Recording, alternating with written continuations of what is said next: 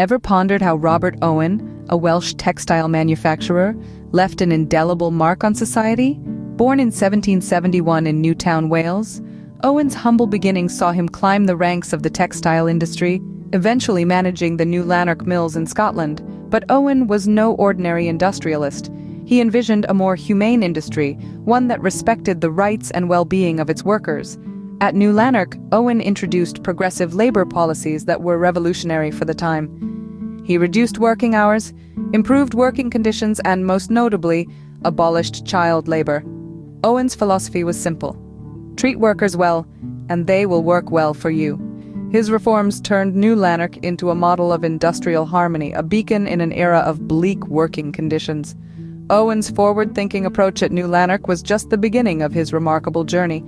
His commitment to industrial reform laid the groundwork for his later ventures in social experimentation, education, and cooperative movements. From industrial reformer to utopian visionary, Owen's ambition knew no bounds. Leaving the success of his industrial reforms behind in Scotland, Owen ventured across the Atlantic to Indiana, USA. There, he established the New Harmony community, a living embodiment of his utopian ideals.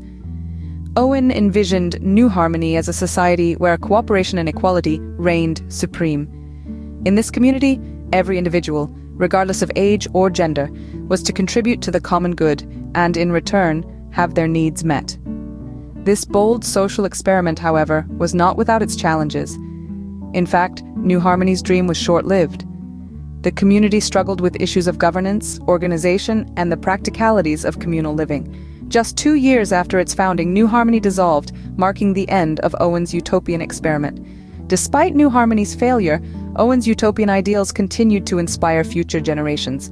His vision of a society built on cooperation and equality remains a compelling alternative to the competitive individualism of mainstream society.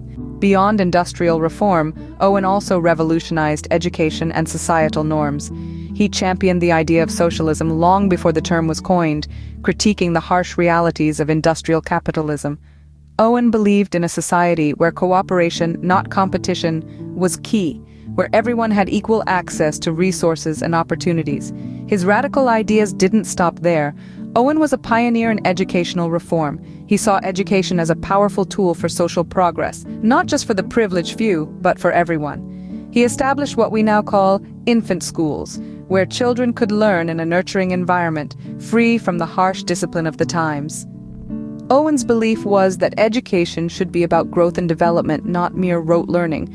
He promoted a holistic approach, integrating moral, physical, and intellectual education. He believed in the power of education to shape individuals and, by extension, society.